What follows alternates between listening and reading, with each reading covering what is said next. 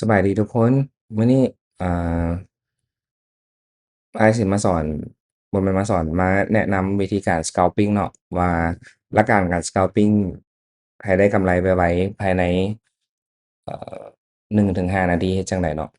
หลักการคร่าวๆก็คือเราต้องรู้จักแนวรับแนวต้านในไทม์เฟรม5หรือ15นาทีก่อนเนาะแล้วก็ตีเส้นไว้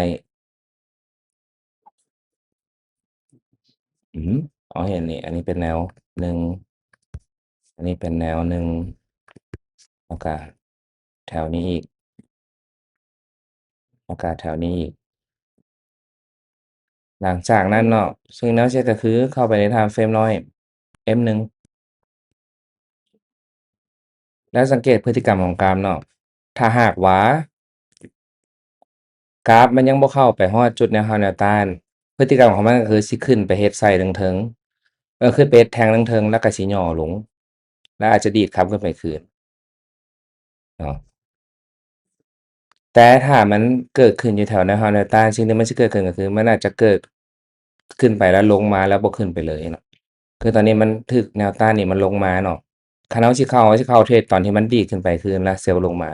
แต่ถ้ามันบ่เซลล์ลงมาเราก็ท่าจังหวะใหม่ถ้ามันขึ้นไปตอนเนี้ยมาแถวนี้เราสิเซลล์ลงครับแล้วหลังจากนั้นเวลากราฟมันลงมาฮอดนี้เราก็ปิดแค่นั้นเลยเห็นบ่เวลาพฤติกรรมของกราฟก็คือมันสิลงมาเฮ็ดไส้ดีดขึ้นไป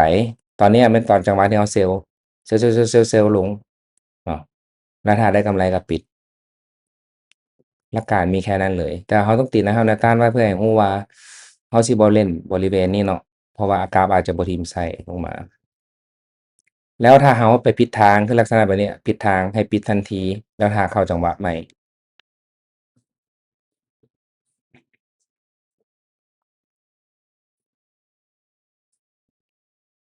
เดี๋ยวเรามาเบิ่งพฤติกรรมมันว่ามันขึ้นมาแล้วเป็นจั่งใดต่อ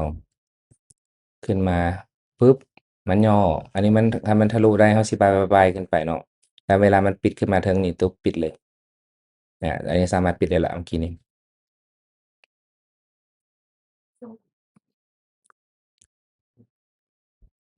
อันเนี้ยสามารถฟอลโลว์ถ้ามันย่อลงแล้วฟอลโลว์บายขึ้นไปได้เลยฟอลโลว์บายขึ้นไปได้ตลอดเลยตอนเนี้ยเพราะว่ามันเบรกตัวนี้ขึ้นมาแล้วเราสามารถฟอลโลว์บายขึ้นไปเลยออกไม้รัวๆได้เลยตอนนี้เดี๋ยวสิเอาพอร์ตที่เทรดแท้เฮ็ดลองเบิ่งเนาะว่ามันเป็นแบบใดสำหรับหลักการมันก็มีคร่าวๆประมาณนี้แต่ต้องอาศัยการฝึกฝนแล้วก็เบิ่งพฤติกรรมการเนาะ